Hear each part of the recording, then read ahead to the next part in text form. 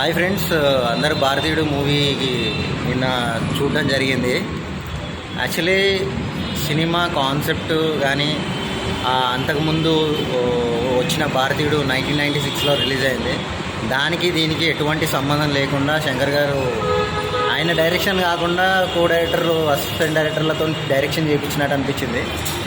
ఎందుకంటే సినిమా సీన్లో కొన్ని సీన్స్ అంటే మన ఇంట్లోనే కలుపు మొక్క ఉంటుంది, నా కొడుకునే నేను చంపేసుకున్నా, మీ ఇంట్లో కూడా మీ చుట్టుపక్కల ఉంటారు జనాలు, వాళ్ళని కూడా ఏకి పారేయండి అని చెప్పి ఒక మెసేజ్ ఉంటుంది అనమాట. అందులో సిద్ధార్థ్ ఫ్యామిలీ అండ్ కొంతమంది సిద్ధార్థ్ పక్కన ఉండే టీమ్ మెంబర్స్ వాళ్ళ ఇంట్లో కూడా జరిగే అన్యాయాలు వాళ్ళు బయటికి చెప్తారనమాట.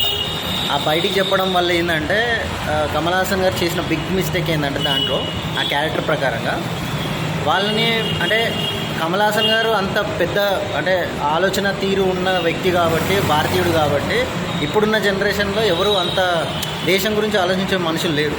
ఆయన ఏంటంటే ఒక స్వతంత్ర సమరయోధుడుగా ఆయన కుల్లా వచ్చి మర్డర్లు చేస్తుంటాడు. కానీ ఇప్పుడున్న జనరేషన్ ఏంటంటే తల్లిదండ్రులు అంటే ఒక తండ్రిని పట్టిస్తే వాళ్ళ తల్లి హర్ట్ అయిపోయి తల్లి సూసైడ్ చేసుకొని చచ్చిపోతుంది దీంట్లో. అంటే రివీల్ అవ్వకుండా అంటే సిద్ధార్థే చేసిండని రివీల్ అవ్వకుండా ఉండేటట్టు చూసుకుని ఉంటే బాగుండేది. అండ్ ఇంకోటి ఏంటంటే భారతీయుడు అని టైటిల్ పెట్టినట్టుగా రియాలిటీలోకి వచ్చేసరికి ప్రతి ఒక్క ఆర్టిస్ట్ని న్యాయం చేయాలి. కానీ భారతీయుడు సినిమాలో ఏంటంటే తెలుగు వాళ్ళని చూపించలేదు. అండ్ బాలీవుడ్ని, తమిళ్, కొంతమంది మలయాళం ఆర్టిస్టులను కూడా పెట్టి ఉంటాడు, కానీ తెలుగు వాళ్ళని అసలు సినిమాలో చూపించడం జరగలేదు. కానీ తెలుగు స్టేట్స్లో మాత్రం సురేష్ బాబు గారు సినిమా రిలీజ్ చేయడం జరిగింది. 350 రూపీస్, 500 రూపీస్ కూడా టికెట్ ప్రైస్ వసూలు చేస్తున్నారు. కానీ తమిళనాడులో మాత్రం 200 రూపాయల టికెట్ ఉంది. ఇక్కడ జనాలు నీతి, న్యాయం, అన్యాయం గురించి సినిమాలో చెప్పడం జరిగిందనమాట. మరి జనాలు 10,000, 20,000 సంపాదించుకునే టాపిక్ కూడా డిస్కస్ చేయడం జరిగింది సినిమాలో. మరి అదే 10,000, 20,000 రియాలిటీలో సంపాదించిన వాళ్ళు భారతీయుడు సినిమాకి 350 రూపాయలు, 500 రూపాయలు టికెట్ పెట్టుకొని ఎలా చూడమంటారు?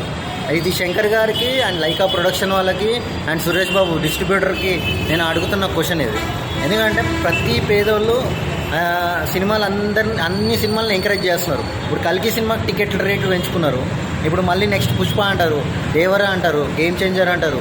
ఇవన్నీ సినిమాలు జనాలు చూడాలి. మరి జనాల దగ్గర డబ్బులు ఏమైనా ఉన్నాయా చూడ్డానికి? వాళ్ళ జీతాలు ఏమైనా పెరుగుతున్నాయా?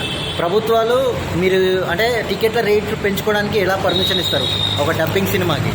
అది కూడా డబ్బింగ్ సినిమానే కదా. డబ్బింగ్ సినిమాకి ఎట్లా టికెట్ల రేట్లు పెంచుకోవడానికి పర్మిషన్ ఇస్తారు? సురేష్ బాబు డిస్ట్రిబ్యూటర్ అయ్యి ఉండి సినిమాకి కొన్నది ఎంత బడ్జెట్లో కొన్నారు సినిమా డిస్ట్రిబ్యూటర్గా? మా అయితే మినిమం కొంటే 10 కోట్లు, 15 కోట్ల మించి సినిమా ఉండదు నాకు తెలిసి. ఆ సినిమాకి అంత పెద్ద బిజినెస్ జరుగుతుంది. జనాల దగ్గరికి ఒక రక్తం పీల్చినట్టు, జలగలు పట్టుకొని పీల్చినట్టు టికెట్ల రేటు ప్రైస్ వసూలు చేస్తున్నారు. 50 రూపీస్ టికెట్కి 80 రూపాయలు టికెట్ చేశారనమాట గూగుల్, శ్రీరాములు థియేటర్లలో.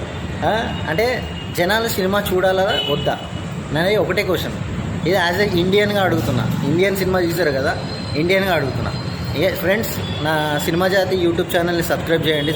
వీడియో నచ్చితే లైక్ చేసి షేర్ చేయండి, కమెంట్ చేయండి. Thank you so much. Cinema 1 time watchable, ఖచ్చితంగా అందరూ చూడండి. Thank you.